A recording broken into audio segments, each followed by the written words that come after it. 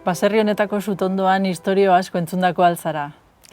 Bueno, baserri honetan arratsalde asko eta jolas asko pasa eta egindakoa naiz, baina ipuinaren ordua geroxeago etortzen zen. Hemen arratsalde garaian izaten ginen da nire kasuan normalean ipuina gau aldera etortzen zen, aitak bereziki ipuin asko kontatzen zizkidan, amak ere kontatzen zizkidan batzuk, eta amonak ere zenbait bere gaztaroko kontuak, eta ipuin asko entzundakoa banaiz, baina ez agian hemen bereziki.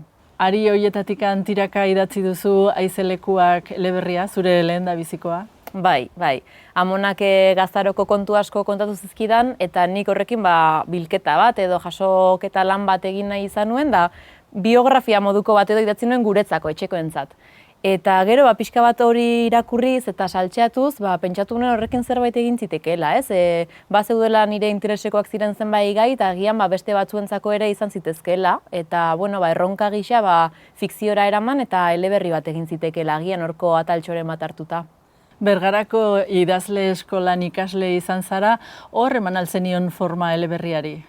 Hor hasi zen, bai. Amonaren kontakizunak hartu nituen, baina idazle eskolan sortu zen pixka bate proiektua, izan ere, bigarren urtean eskatzen zitzaigun lan luzexiago bat edo egitea, 30 bat horrikoa, eta ni buruan ideia horrekin nenbilanez, pentsatu nuen agian hori egin zitekeela, ez? Eta 30 horri zirenez, hasiera izan zitekeela.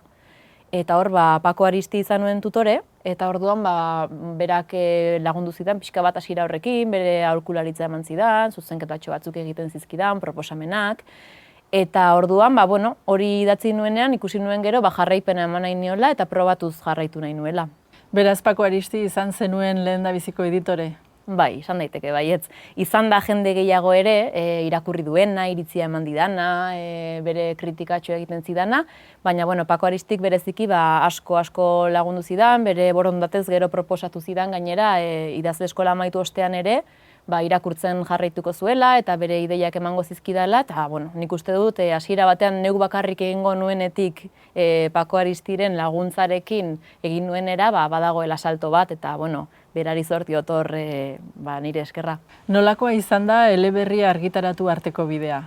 Oso polita, esperientzia oso polita. Egia da hasieran, hori guztiz libre egin nuela, inori ez nion ezer zor, beraz, presiori gabe idatzi nuen, gustuz, eta esperimentatuz. Orduan, oso esperientzia polita. Gero pixka bate lan hori askatzeko garaia edo heltzen denean, orduan hasten dira agian urduritasun gehiago, zer esango du jendeak, zer irudituko zaie, orduan hasten dira kezkak eta pixka bat.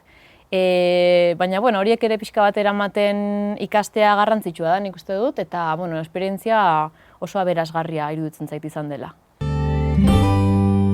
36ko gerran eta haren ondorioetan kokatu duzu eleberria, Mikela da pertsonai nagusia?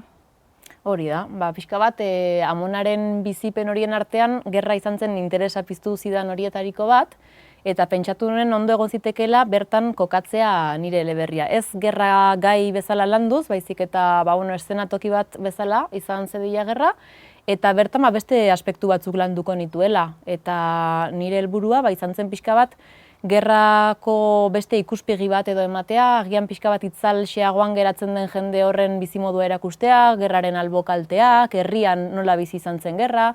Orduan, kontestu bat sortzeko edo erabili nuen gerra, eta gero gaia, pixka bat zentratu zela gehiago, neska baten esperientzian, kasu honetan nerabezaroan, 13 urterekin, bere baserria atzean utzi, eta gerran bilatzen duen herri batera joaten denean.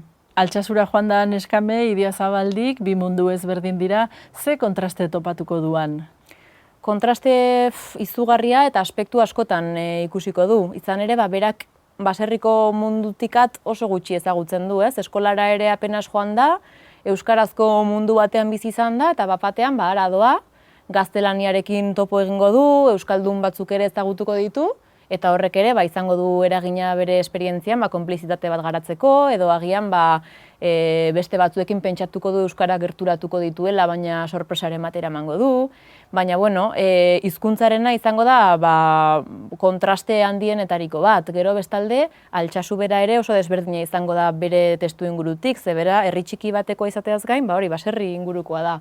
Orduan ara joan eta industria ikusiko du, trena ikusiko du, beste mugimendu bat ikusiko du, eta gerra ere askoz gertuagotik bizi izango du, izan ere, baserrian gerrara joateko adinean gizonezkorik ez zuen berak, eta ez duakean hain gertutik bizi izan, edo ez du jendea hain kaltetuta ikusi gerrarekin. Eta ara joaten denean, kontraste hori ere izango du. Hizkuntza eta trena bera dira liburuko gai nagusietako batzuk, baina batez ere esan daiteke euskararena? Bai, horri bere garrantzia eman nahi izan nion. Alde batetik bere esperientzia ara joan, eta euskarazko mundu atzean utzi eta bertan gaztelera ikasi behar du, bere helburuetariko bat ara joatean hori izan da, amak esan diolako bizitzan inor izan nahi badu gaztelera ikasi egin behar duela. Orduan ara joango da eta ezagutuko du jende asko egunerokotasunean gazteleraz mintzatuko dena, euskararen inguruan iritzi desberdinak izango dituena. Orduan hori bai izango dela bere esperientzia honetan oso faktore erabakigarria. Bai gertutasunak emate aldera, bai desberdintasunak emate aldera, han bilatzen duen euskara ere ez da izango bere etxeko euskara berdina, orduan hor aprobetxatu nahi izan dut baita ere, adibidez bakaikuko euskarari keinutxo bat edo egiteko, izan ere lanean ari nintzenean ikusi nuen zela oso euskalki berezi bat bakaikun, uste dudanaren arabera galtzear edo dagoena, eta oso ondo jasota zegoen, orduan, ataltxoren batean, beste neskamea jarri dut bakaiku erazitze egiten, da horretan ere, euskalkien talka hori edo kontraste hori sartu nahi izan dut. Irakurleak gerraren berri jasoko du Mikelaren begiradatik, baina batez ere trenbideari lotuta. Bai, trenak eraman da bezala, joango gara zenbait gauza ikusten zenbait aspektu gerraren inguruan, alde batetik Mikelak entzungo du soldaduak eramaten zituztela trenean, eta horrek ere bere kuriositatea piztuko du, eta pasatzen ikusten duenean konturatuko da, merkantzietako trenak direla hasiera batean, baina jendez beteta doa, zergatik doaz tren horretan, hain pilatuta, nora doa, zer egingo diete. Eta Mikelaz gain izango dira beste pertsonai batzuk ere, trenaren inguruan egun eta gau egongo direnak, gerrak euren bizimoduak zeharo baldintzatu dituelako eta trenaren bitartez biziko dutelako gerraren esperientzia hori. Zeintzuk dira liburu honetako haizelekuak? Esango nuke nagusiki bi direla, alde batetik Altsasu izango dugu haizeleku, eta bertan haize bolada ezberdinak izango ditu Mikelak, horietariko asko pertsona forman gorpuztuak, eta gero beste alde batetik, naiz eta bera han dagoen, etxea ere oso presente izango du, etxearen inguruan ere badituelako zenbait kezka, eta orduan bere etxea Irunberna baserriare esan dezakegu haizelekua izango dela berarentzat.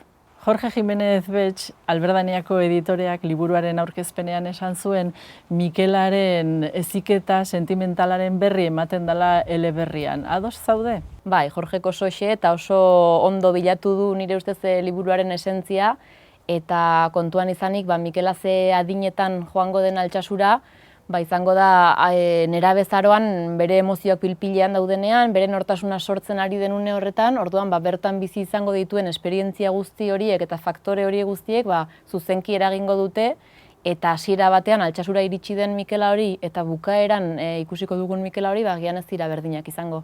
Zer bultzatzen du 27 urteko gazte bat bere familiaren kontu eta saritzera?